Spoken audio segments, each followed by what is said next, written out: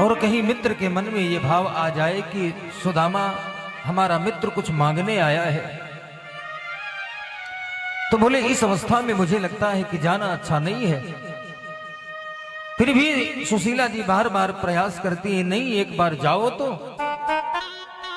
क्योंकि वो तो दीन दयाल है, भक्त वत्सल है और सबके हृदय की बात जानने वाले हैं। बोले उनसे दुनिया का कोई राज छुपा थोड़ी है।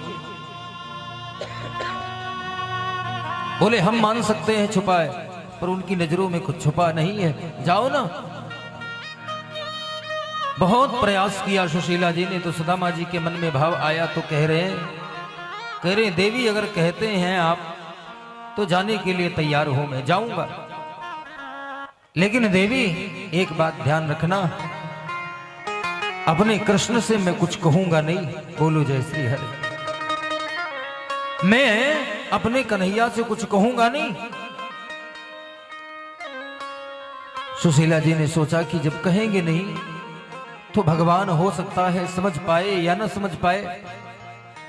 फिर भी सुशीला जी ने मन में विचार किया, कोई बात नहीं, ये कहेंगे या नहीं कहेंगे।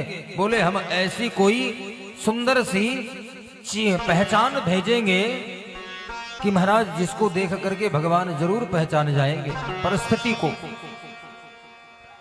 सुदामा जी महाराज तैयारी करने लगे। ठीक है देवी, जाऊंगा, चला जाऊंगा, पर देवी कहूंगा नहीं, कुछ भी नहीं मांगूंगा मैं, क्योंकि मांगने का मेरा स्वभाव नहीं है, मांगने की मेरी आदत नहीं है, और फिर मित्र से कैसे मांगू। सुशीला जी के कहने पर सुदामा जी तैयार हो गए। सुशीला जी ने कहीं नगर से किसी के घर से मांग करके एक मुट्ठी चावल ला करके और एक फटे से मैले कुचैले कपड़े में बांध दिया, और बांध करके सुदामा जी महाराज को दे दिया। बोले ये लो। सुदामा जी ने कहा ये क्या है, ये है क्या जो आप दे रही है मुझे। सुशीला जी ने कहा ये है तो कुछ भी नहीं,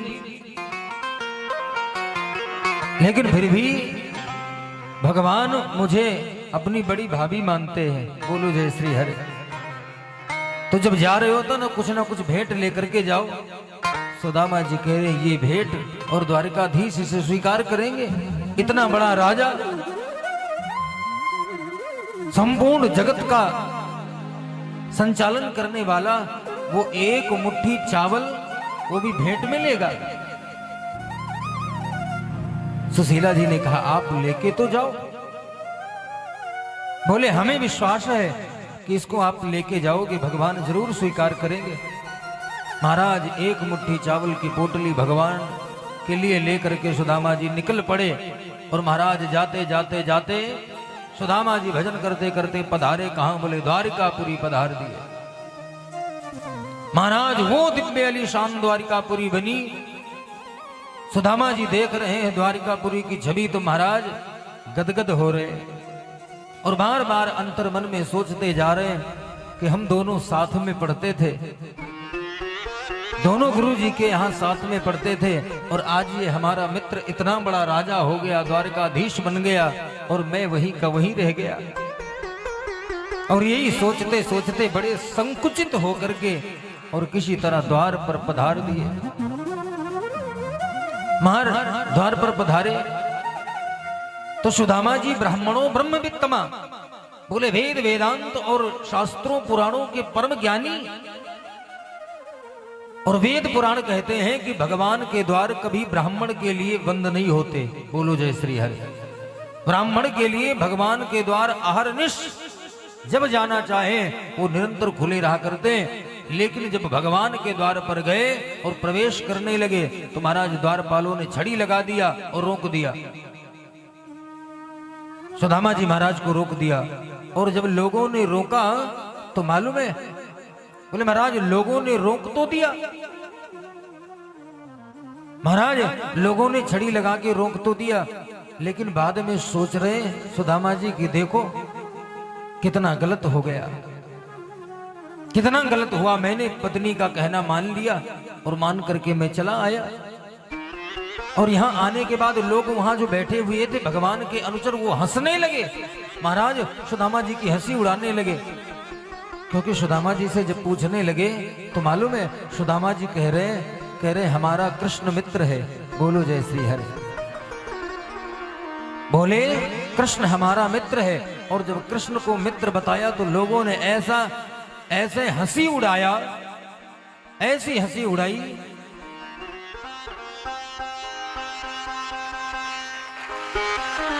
बोलो बाल कृष्ण लाल की।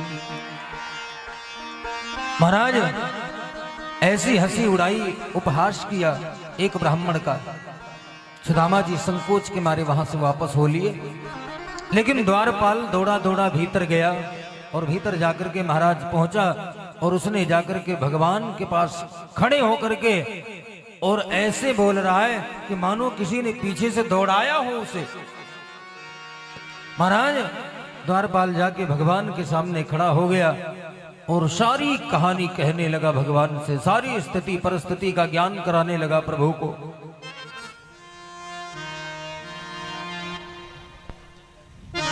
भगवान बड़े ध्यान से सुन रहे हैं। शीस पगा न जगा तन पे, प्रभु जाने किया ही बसे के ही ग्रामा, धोती फटी सी लटी दुपटी, अरो पायो पानहु की नहीं सामा, द्वार खड़ो तुझ दुर्बल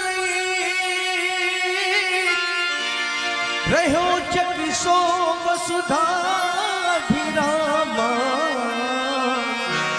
पूछत दीन दयाल को धाम, बतावत आपनो नाम सुदामा। महाराज जैसे ही भगवान ने सुदामा शब्द सुना, मेरे गोविंद अपने आसन से कूद पड़े और महाराज आसन से कूद करके भगवान को कुछ सुधी न रह गई और दुपट्टा कहीं लटक रहा है, दुपट्टा कहीं गिरा जा रहा है और भगवान सुदामा नाम सुनते ही दौड़ पड़े। ये सुनते ही दौड़े चले आए मोहन, लगाया गले से सुदामा को मोहन, लगाया गले से सुदामा को मोहन, लगाया गले से सुदामा को मोहन। ये सुनते ही दौड़े चले आए मोहन, लगाया गले से सुदामा को मोहन। ये सुनते ही दौड़े चले आए मोहन, लगाया गले से सुदामा को मोहन, लगाया गले से सुदामा को मोहन। हुआ रुक्मिणी को बहुत ही अचंभा, हुआ रुक्मिणी को बहुत ही अचंभा, ये मेहमान कैसा अजीबा गया है, ये मेहमान कैसा अजीबा गया है।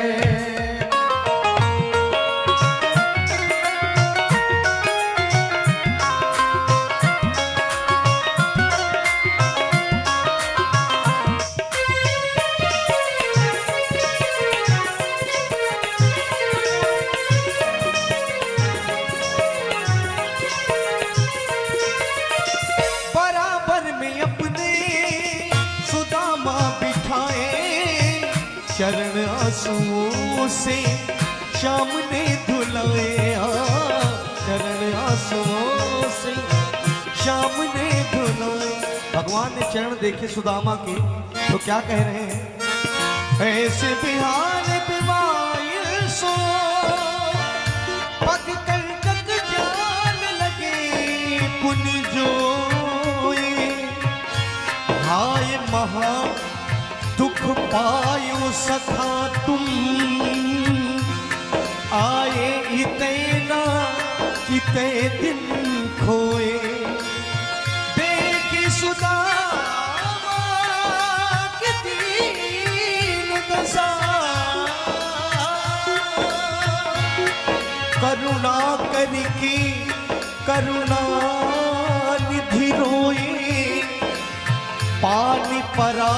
को हाथ छुयो नहीं, नैनन के जल सो पग धोए, बराबर में अपने सुदामा बिठाए, चरण आंसुओं से श्याम ने धुलाए, चरण आंसुओं से श्याम ने धुलाए, बराबर में अपने सुदामा बैठाए, चरण आंसुओं से श्याम ने धुलाए, बराबर में अपने सुदामा बैठाए, चरण आंसुओं से श्याम ने धुलाए, चरण आंसुओं से श्याम ने धुलाए। और न घबराओ प्यारे जरा भी सुदामा, न घबराओ प्यारे जरा तुम सुदामा, क्योंकि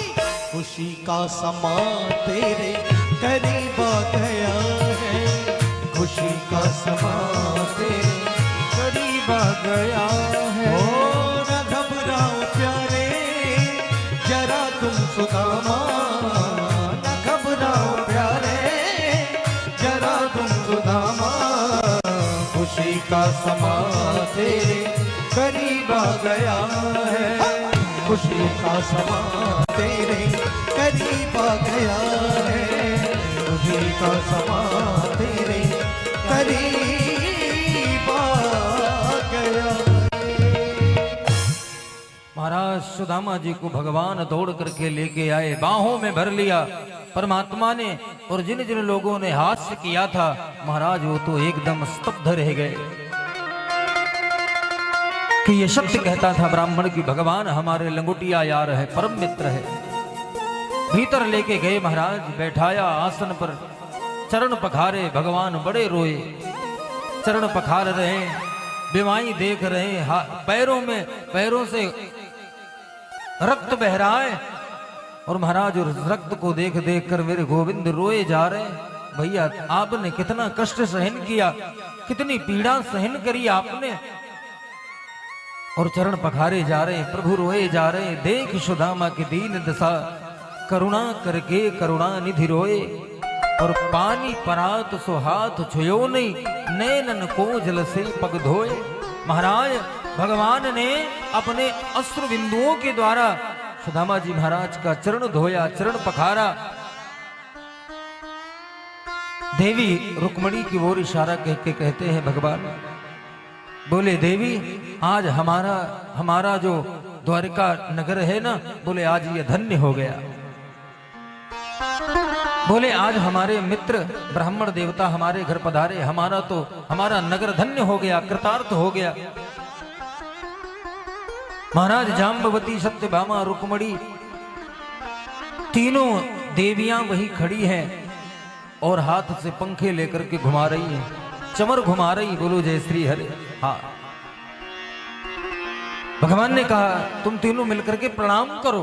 महाराज तीनों देवियों ने चरणों में प्रणाम किया, और प्रणाम करने के बाद सुदामा जी महाराज ने तीनों को आशीर्वाद दिया, अखंड सौभाग्यवती भव।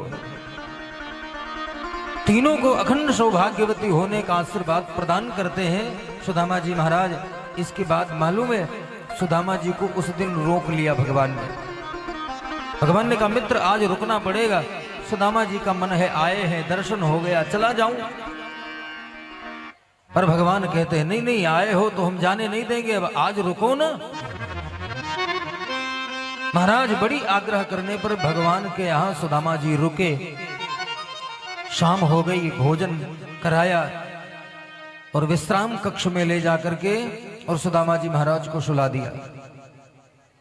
सुदामा जी अपने विश्राम कक्ष में पहुंच गए, विश्राम करने लगे। और जब थोड़ा रात्रि हुई तो भगवान ने सोचा अब चलो सेवा करने चलते हैं। भगवान सेवा करने चुपचाप उठ करके सीधे चले आए मेहमान कक्ष में और सुदामा जी के चरण दबाने लगे। सुदामा जी उठ करके बैठ गए। कन्हैया क्या कर रहे हो आप? कन्हैया ये क्या कर रहे हैं आप? भगवान ने कहा जो कर रहे हैं हमें करने दो, आज जी भर के हमें सेवा कर लेने दो। महाराज भगवान चरण दबाए जा रहे हैं, इतने में पीछे से दौड़ी दौड़ी तीनों देवियां भी आ गई। बोले ये गए कहां? बोलो जय श्री हरि। दौड़े दौड़े आई और आकर के देखा तो भगवान चरण दबाए जा रहे हैं सुदामा जी महाराज के। और चरण दबाते दबाते तीनों देवियां खड़ी है। सुदामा जी कह रहे हैं प्रभु आपका संसार में बड़ा यश है, और यदि आप इस प्रकार से हमारी सेवा करेंगे तो आपके यश में कमी आएगी केशव। भगवान ने कहा नहीं मित्र, यदि हम ऐसी सेवा करते रहेंगे तो संपूर्ण जगत में हमारा यश और बढ़ेगा, क्योंकि आपके आशीर्वाद से ही तो इतना बड़ा हमें पद मिला है। महाराज सेवा करते करते अभी तक चरण दबा रहे थे, बोले लाओ थोड़ा सा हाथ भी दबा दूं।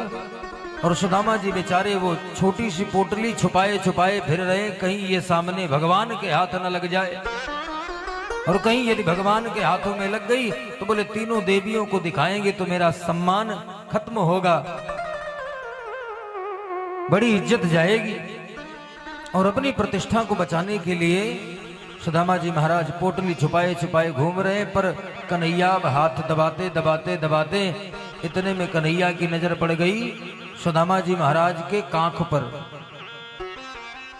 और जब दबाते दबाते कांख पर नजर पड़ी तो भगवान कह रहे हैं भैया मैं देख रहा हूं कि आपके बगल में कुछ छुपा है। सुदामा जी कह रहे हैं कुछ नहीं छुपाऊंगा क्या? कन्हैया कुछ है ही नहीं छुपाने को, तो क्या छुपाऊंगा? और इसके बाद जब हाथ दबाने के लिए आगे बढ़े तो पोटली निकाली और तकिए के नीचे दबा दिया। भगवान की नजर पड़ गई, वाह वाह मित्र, आज हमसे छुपाए जा रहे हो। और महाराज जबरदस्ती हाथ डाल करके भगवान ने और तकिए के नीचे से पोटली खींच लिया।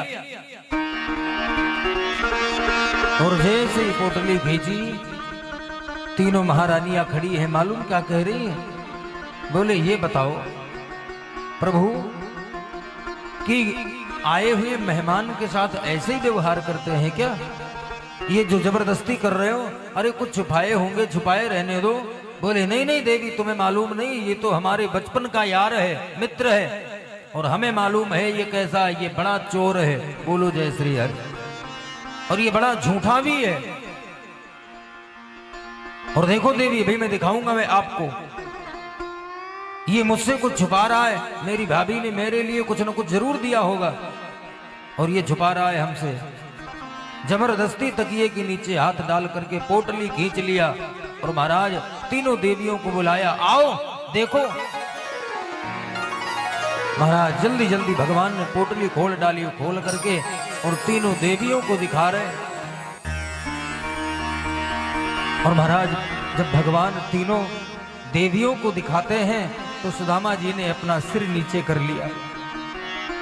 सुदामा जी ने अपना सिर नीचे कर लिया कि हमें लगता है कि आज हमें भगवान अपमानित कर रहे हैं। पर भगवान इतनी सराहना करते जा रहे हैं, बार बार कह रहे हैं अरे रुक्मणी सत्यभामा देखो ना भैया हमारे लिए क्या लेकर के आए, कितना सुंदर भोग पदार्थ लेके आए, हमारे भाभी जी ने दिया है। भगवान ने पोटली तो खोल ही डाला था और जल्दी से मुट्ठी भरी। बोले आज खाने में आनंद आएगा। बोलो जय श्री हरे। एक जगदाधार कह रहा है आज खाने में आनंद आएगा।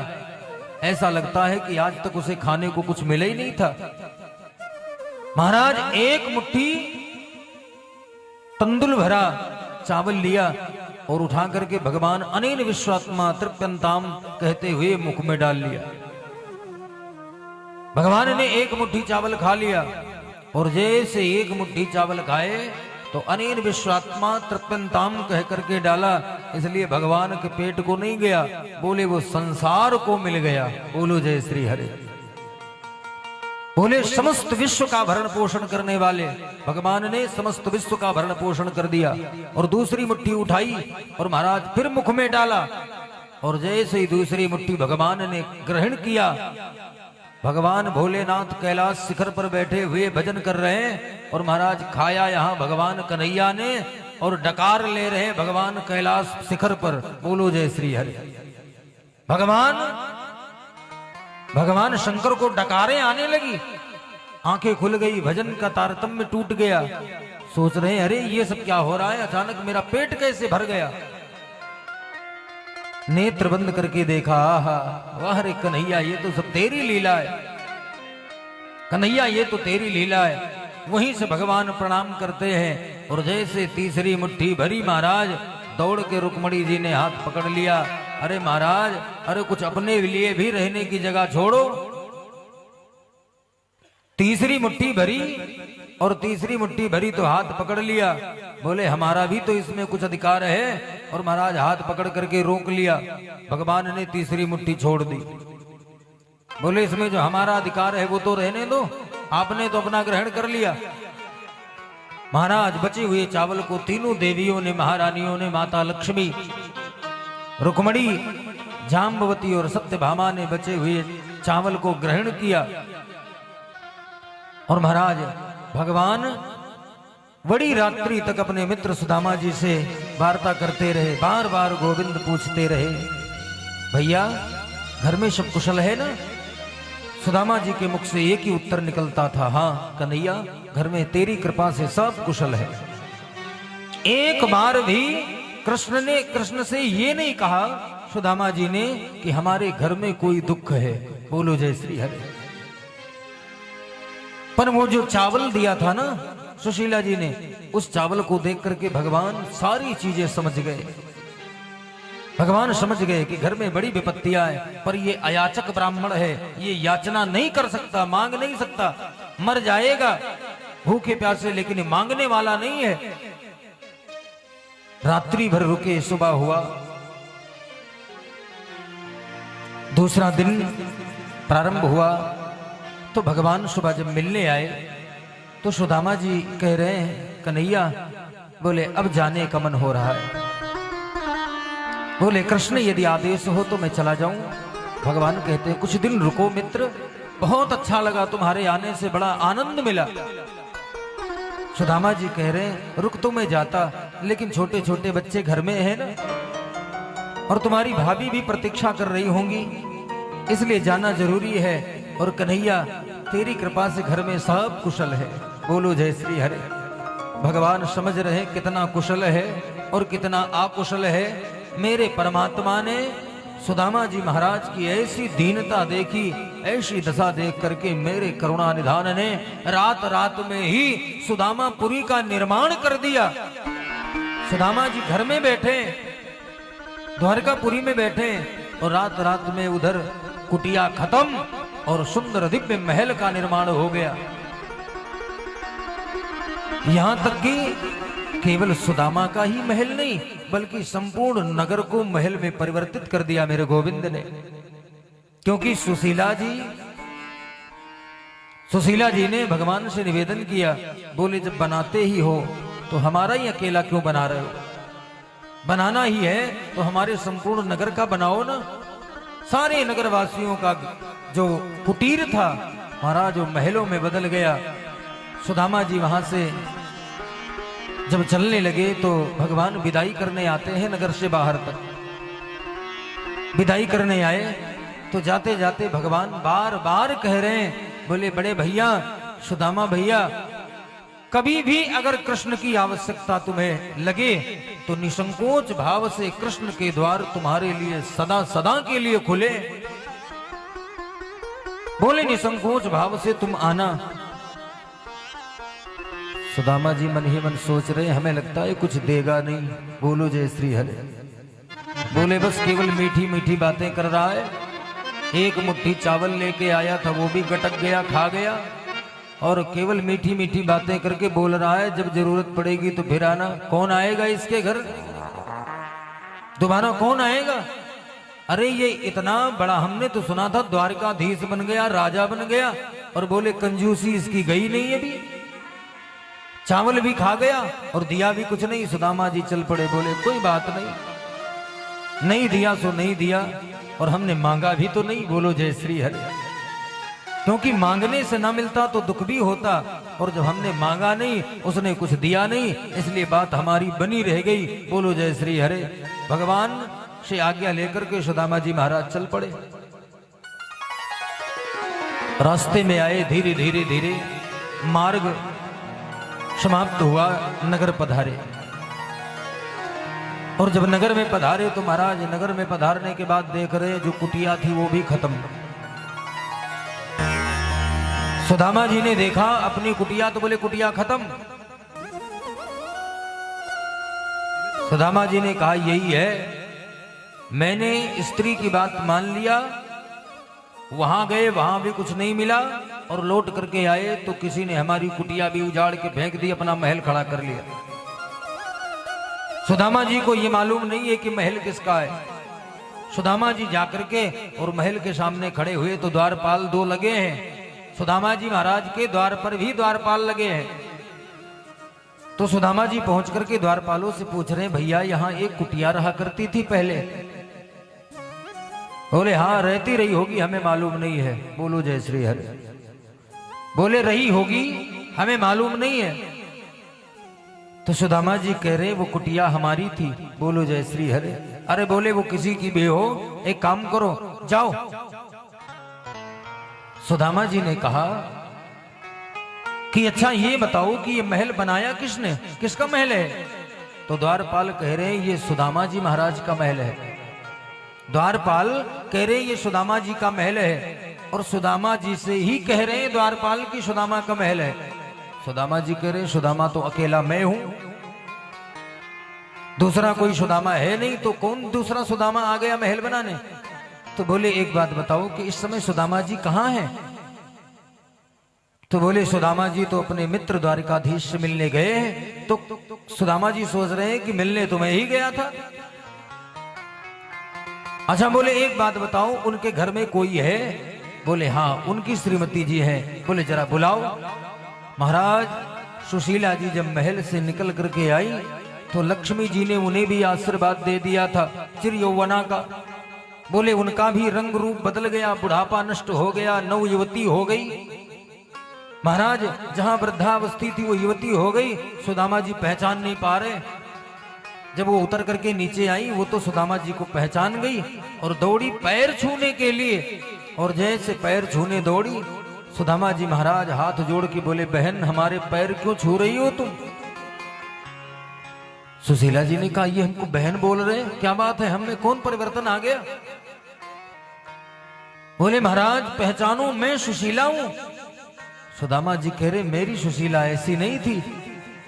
मेरी सुशीला इतनी महंगी महंगी साड़ियां पहन के और मड़ियों की मालाएं धारण कर। बोले ऐसा हो ही नहीं सकता। महाराज इतने में बच्चे दौड़े दौड़े आए और अपने बच्चों का हाथ पकड़ करके बोली इन्हें तो पहचान रहे हो ना? सुदामा जी ने कहा हाँ इन्हें तो पहचान रहा हूं। महाराज सुदामा जी ने बच्चों के माध्यम से पत्नी को पहचाना, पर सुदामा जी उस महल में जाते हुए डर रहे हैं। बोले इस महल में कैसे जाऊं? सुदामा जी कह रहे हैं वाह रे कन्हैया, प्रत्यक्ष में तूने कुछ भी न दिया और अप्रत्यक्ष में तूने त्रिलोकपति बना दिया। महाराज अप्रत्यक्ष में तूने इतना बड़ा भंडार भर दिया कि मुझे पता भी न चला। और कन्हैया मैंने न मालूम तेरे बारे में क्या क्या कह डाला रास्ते में। कंजूस है, मैंने आपको कंजूस कहा, और आप जैसा उदार संसार में कौन हो सकता है? तूने आज फकीर को राजा बना दिया। महाराज भीतर जाने को तैयार नहीं हो रहे थे और अपनी देवी सुशीला को भीतर भेज रहे थे। देवी चलो भवन में। सुशीला जी ने कहा कुटिया में लेके आए थे तो मैं आई थी, और आज महल में लेके चलोगे तो मैं महल में चलूंगी। और हाथ पकड़ा और बड़े प्रेम से महल में प्रवेश होता है। सुदामा जी महाराज महल प्रवेश करके बड़े आनंद मग्न होकर के और भगवान नाम का स्मरण करते हुए वो छवि देख करके भगवान से प्रार्थना करते हैं कि हे गोविंद इस महल में कहीं ऐसा न हो कि आपकी भक्ति छूट जाए, इसलिए हे कन्हैया मुझे मेरी वही कुटिया प्रदान कर दो और उसी में मैं भजन करता रहूंगा, क्योंकि भजन में बड़ा सुख है, भजन में आपसे बड़ी नजदीकी है और बोले महलों में कभी कभी आपका विस्मरण हो जाया करेगा। और सुदामा जी महाराज पावनी कुटिया में बैठकर और बड़े प्रेम से भगवत भजन करने लगे। बोलो श्रीमन नारायण भगवान की जय।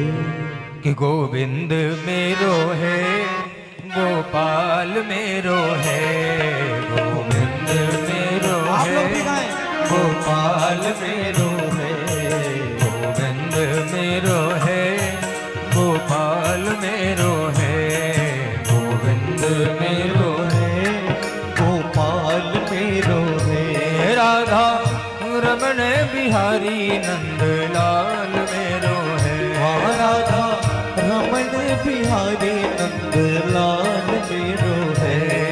गोविंद मेरो है, गोपाल मेरो है, गोविंद मेरो है, गोपाल मेरो है। हरि हरि बोल।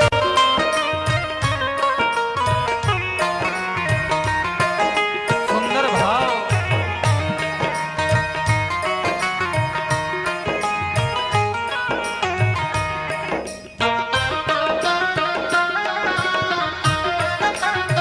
श्री हरि।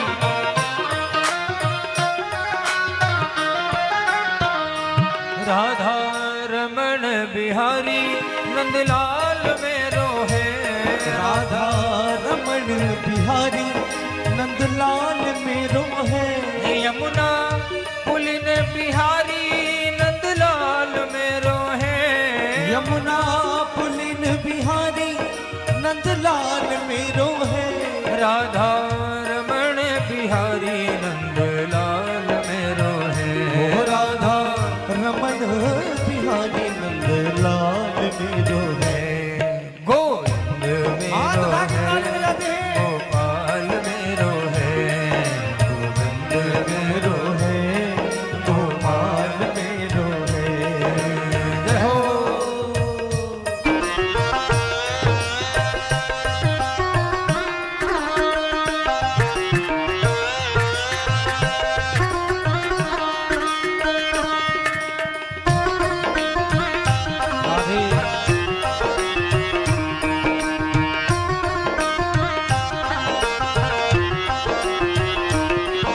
ओ तेरी चौखट पे आना मेरा काम है। तेरी चौखट पे आना मेरा काम है। सबकी बिगड़ी बनाना तेरा काम है। बंशी वाले तेरी चौखट पे आना मेरा काम है। सबकी बिगड़ी बनाना तेरा काम है। सबकी बिगड़ी बनाना तेरा काम है। गोविंद मेरो है, गोपाल मेरो है, गोविंद मेरो है, गोपाल मेरो है, गोविंद मेरो है, गोपाल मेरो है। महाराज सुदामा जी को त्रिलोकपति बना के मेरे गोविंद द्वारिकापुर में निवास कर रहे।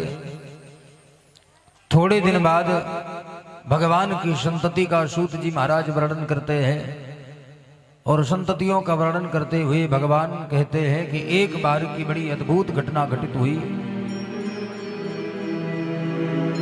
कि महाराज उसी ब्रजमंडल महाराज वन में निवास करने वाले जो कुछ संत हैं, जिसमें भृगु, अंगिरा, वशिष्ठ, भरद्वाज, गर्ग, गौतम, सांडिल्य आदि मुनि विराजमान है। उसी में दुर्वासा ऋषि भी विद्यमान है। ये सभी ऋषि संत उसी वन में तपश्चर्या करते हैं। सूत जी कहते हैं कि एक बार छोटे छोटे यदुवंशी बालकों ने जाकर के जंगल में खेल खेला, जिसमें भगवान श्री कृष्ण का भी एक पुत्र है जिसका नाम शांब है। महाराज वो पुत्र जंगल में जाकर के ऐसा खेल खेलता है, ऐसा अद्भुत खेल खेला कि छोटे छोटे यदुवंशी बालकों ने महाराज शांब के पेट में कपड़ा लपेट के साड़ी पहना के और दुर्वासा ऋषि के समक्ष लेकर के गए और वहां जाकर के दुर्वासा ऋषि से प्रश्न कर रहे हैं, कह रहे महाराज ये बताओ, ये तुम्हारे सामने जो स्त्री आई है इसके गर्भ से पुत्र का जन्म होगा या पुत्री का जन्म होगा? और कृष्ण के पुत्र के शांब के पेट में कपड़ा लपेट के साड़ी पहना रखा है। दुर्वासा ऋषि के समक्ष जाकर के पूछने लगे, दुर्वासा जी मना करते हैं बेटा, संत महात्माओं से कभी खेल नहीं करते, ये सब तपस्वी हैं, ये तपस्या कर रहे हैं और इनकी तपस्या में व्यवधान करना ये अच्छा कार्य नहीं है, तुम लोग जाओ अपनी क्रीड़ा करो। संत के सत्संग में व्यवधान अच्छा नहीं होता, माना कर रहे बार बार पर मानने को तैयार नहीं हो रहे। बोले बाबा आपको आता जाता नहीं है क्या, कुछ बताओ ना, बेटा होगा कि बेटी होगी? महाराज दुर्वासा क्रोधी स्वभाव के, 2-3 बार मना किया, जब नहीं माने तो दुर्वासा को क्रोध आया और क्रोध में आके दुर्वासा ने कहा ना बेटा होगा ना बेटी, बोले इसके गर्भ से लौह के मूसल का जन्म होगा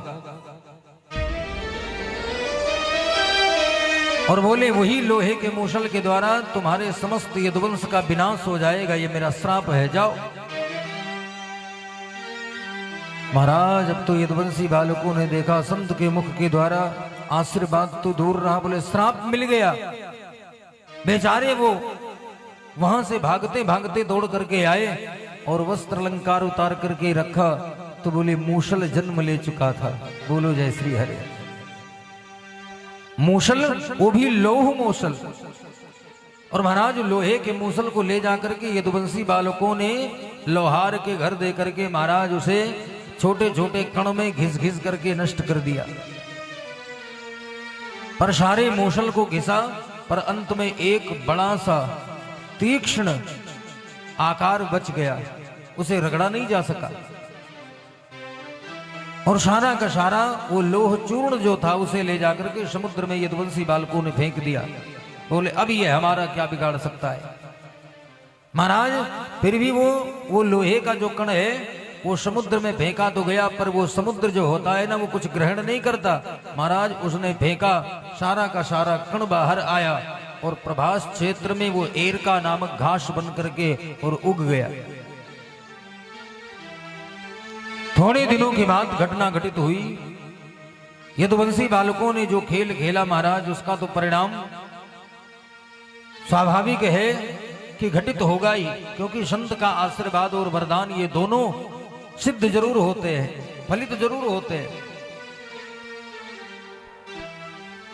थोड़े दिन बाद एक दिन यदुवंशियों के मन में भाव आया, चलो हम सभी लोग प्रभास क्षेत्र स्नान करने चलते हैं। सारे यदुवंशी एकत्रित होकर के समुद्र के किनारे स्नान करने पधारे प्रभास क्षेत्र में,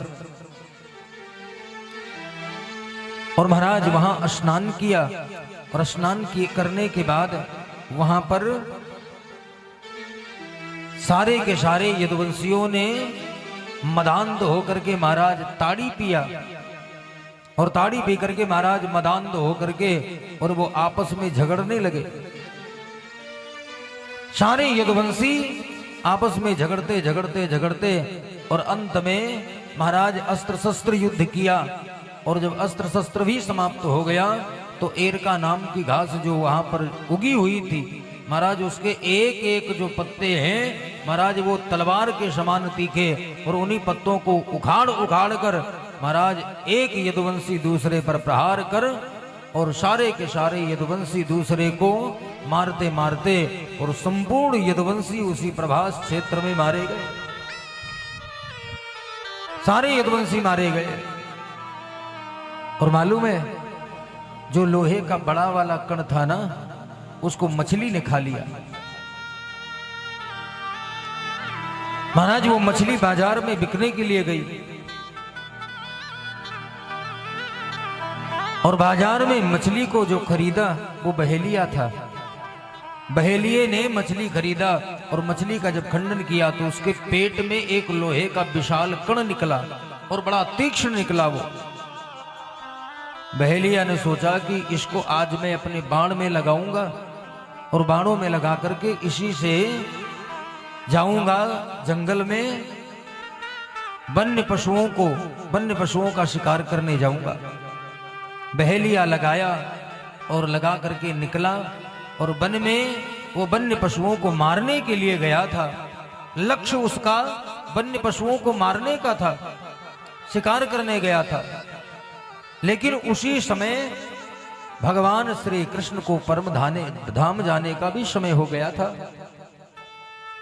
भगवान उसी कानन में जाकर के बैठे, एक सुंदर से दिव्य पावन कदम्ब चंदन के वृक्ष में पीठ लगाए, मेरे गोविंद अपना दायां पैर उठा करके बाएं घुटने पर रखे और वृक्ष की ओट लगाए भगवान बैठे हुए थे। और मेरे गोविंद के प्राण जो है ना, वो भगवान के चरणों में थे।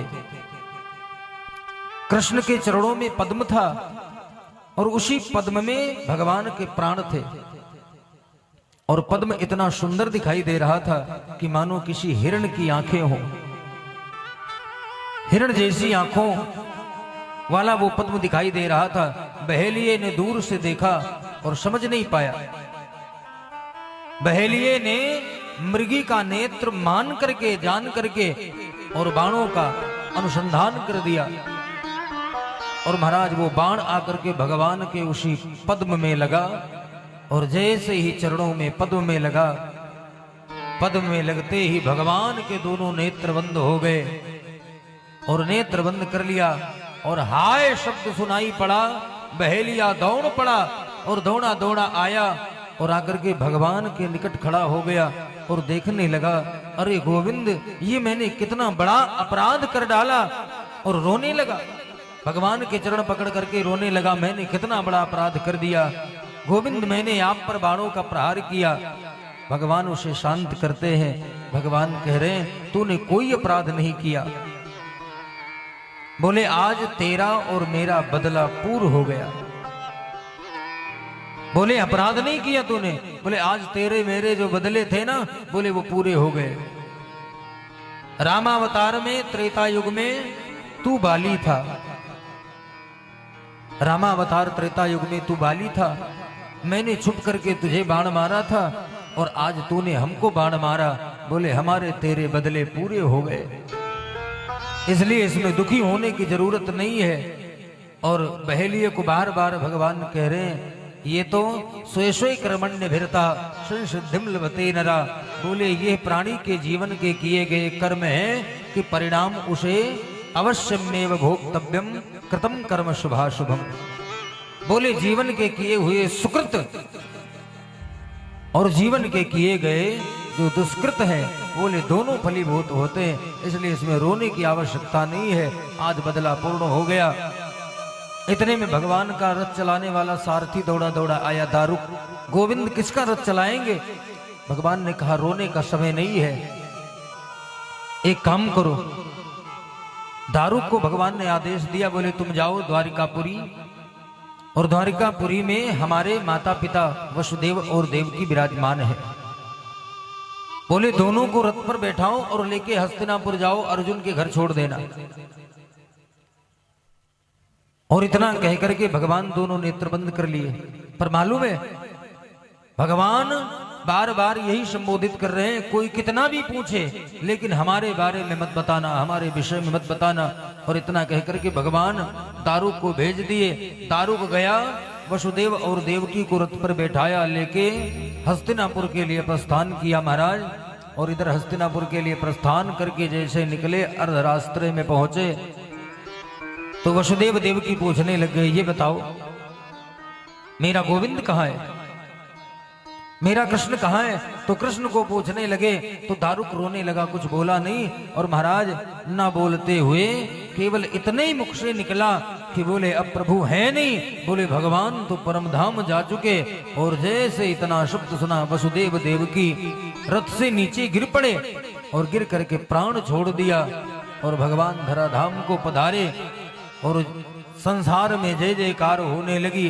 भगवान ने उद्धव जी को आश्वासन दिया, उद्धव जहां जहां पर ये भगवान पावनी कथाएं होती रहेंगी भागवत की, बोले हम और आप समवेत रूप से उस स्थान पर प्रकट होकर और सप्ताह ज्ञान यज्ञ में बैठकर और बड़े प्रेम से इस भागवत कथा का आनंद स्वयं प्राप्त करेंगे और जन जन को प्रदान करते रहेंगे। ऐसा भाव समर्पित करते हुए और प्रभु स्मरण करते हुए और गोविंद के पावन नाम का आप सभी लोग हमारे साथ स्मरण करेंगे। और आज कथा का ये पावन विश्राम दिवस है और इस विश्राम दिवस में आप सभी बड़े भाव से प्रभु नाम संकीर्तन करेंगे, ताली बजाते हुए प्रभु का नाम। कि राम का नाम लेकर जो मर जाएंगे वो अमर नाम दुनिया में कर जाएंगे। राम का नाम लेकर जो मर जाएंगे वो अमर नाम दुनिया में कर जाएंगे। राम का नाम लेकर जो मर जाएंगे। जय हो श्री हरि बल्लभार।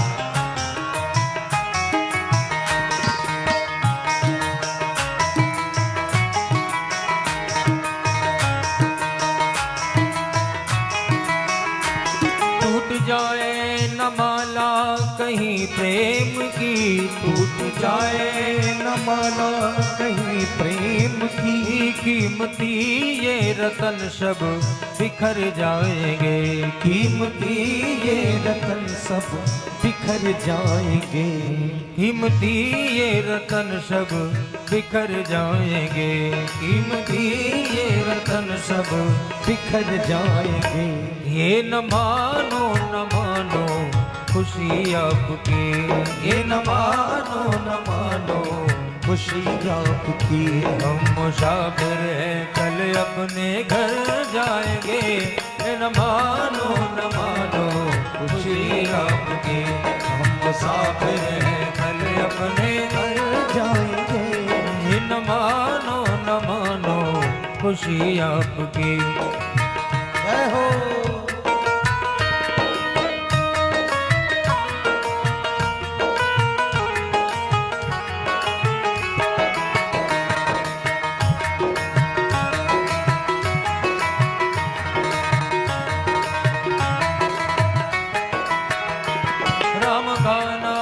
लेकर जो मर जाएंगे। राम का नाम लेकर जो मर जाएंगे। वो अमर नाम दुनिया में कर जाएंगे। वो अमर नाम दुनिया में कर जाएंगे। ये न पूछो कि मर कर किधर जाएंगे। ये न पूछो कि मर कर किधर जाएंगे। वो जिधर भेज देंगे उधर जाएंगे। राम का नाम लेकर जो मर जाएंगे। राम का नाम लेकर जो मर जाएंगे। राम का नाम लेकर जो मर जाएंगे। अब आप सब लोग प्रभु नाम स्मरण करते हुए यथास्थान आप सभी लोग खड़े होंगे और खड़े होकर के प्रेम से हमारे साथ भगवान की पावनी आरती करेंगे। और आप सब लोग प्रभु नाम स्मरण करते हुए और भगवान की आरती और प्रसाद ग्रहण करके ही आप सब लोग पधारेंगे।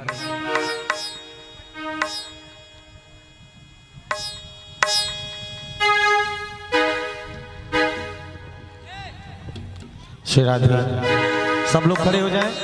ओम चंद्रमा मनसो जात चक्षु सूर्यो अजायत श्रोत्रात् वायुष्य प्राणस्य मुखादग्निर अजायत। आरती यति पावन पुराण की। आरती यति पावन पुराण की। धर्म भक्ति विज्ञान खान की। धर्म भक्ति विज्ञान खान की।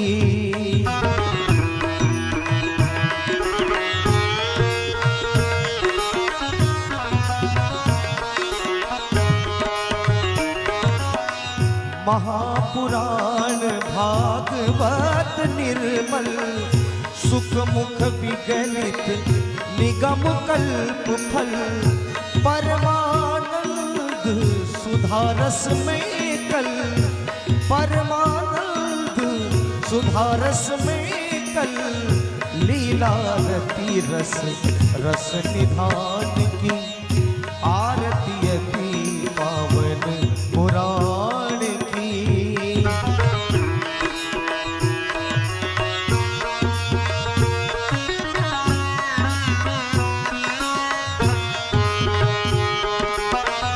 कलिमल मथनी त्रिताप निवारिणी कलिमल मथनी त्रिताप निवारिणी जन्म मृत्यु में भव भय हारिणी जन्म मृत्यु में भव भय हारिणी सेवत सतत सकल सुखकारिणी सेवत सतत सकल सुखकारिणी सुमहोषधि हरि चरित गान की सुमहोषधि हरि चरित गान की आरती अति पावन पुराण की।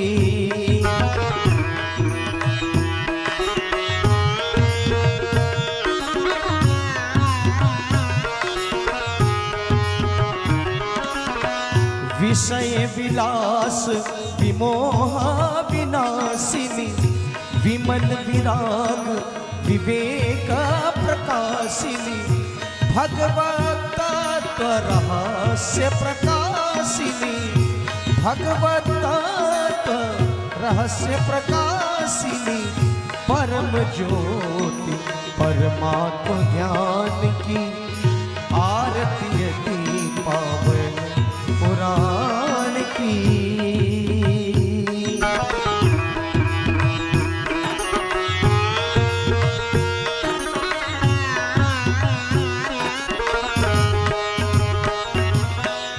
परमहंस मुनि मन उल्लासिनी रसिक हृदय रस रास विलासिनी भुक्ति मुक्ति रति प्रेम सुधासिनी भुक्ति मुक्ति रति प्रेम सुधासिनी कथा चल प्रिय सुजानकी आरती अति पावन पुराण की कर्पूर गौरम करुणावतारम संसार सारम भुजगेन्द्रहारम सदा वसंतम हृदयारविंदे भवम भवानी सहितं नमामि त्वमेव माता च पिता त्वमेव बन्धु च सखा त्वमेव विद्या द्रविणं त्वमेव सर्वं मम देवदेव अच्युतं केशवं रामनारायणं कृष्णदामोदरं वासुदेवं श्रीधरं माधवं गोपिकावल्लभं श्रीधरं माधवं गोपिकावल्लभं जानकीनायकं रामचन्द्रं भजे राधिकानायकं कृष्णचन्द्रं भजे कृष्णा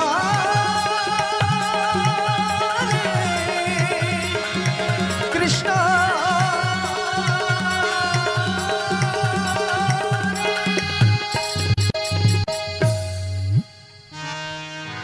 ओम साजं जबरसंयुक्तं वन्दिनाजोजितं मया दीपगृहाण देवी क्षत्रिलोकविरापहं जलेन शीतलीकरणम् आराधिक्यं समर्पयामि।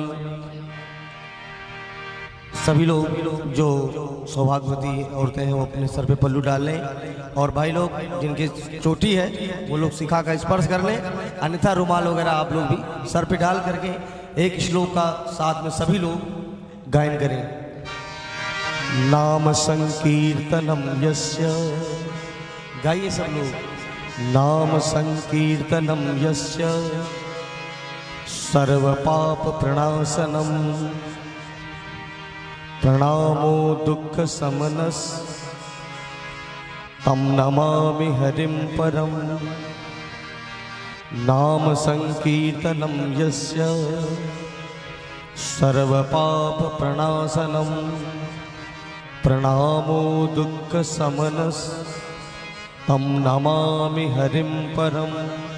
नाम संकीर्तनं यस्य सर्वपापप्रणाशनं प्रणामो दुःखशमनस् तं नमामि हरिं परम्।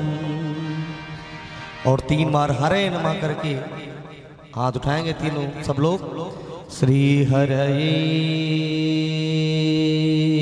नमः, श्री हरये नमः, श्री हरये नमः। जयकारा सभी भक्त लोग जोर से लगाएंगे। भगवान सच्चिदानंद की, हिंदू सनातन धर्म की, भागवत भगवान की, शंकर भगवान की, दुर्गे मैया की, गंगा मैया की, यमुना मैया की, अयोध्या धाम की, नैमिष धाम की, वृंदावन धाम की, सब संतन की।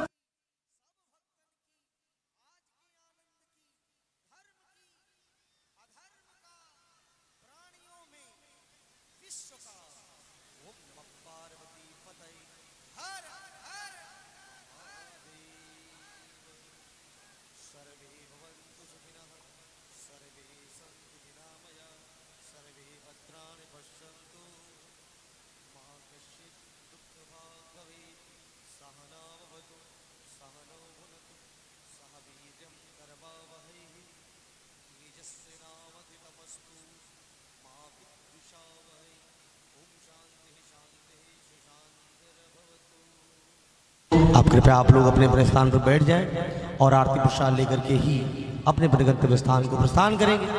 धन्यवाद, साधुवाद। जय श्री राधे, जय श्री कृष्ण।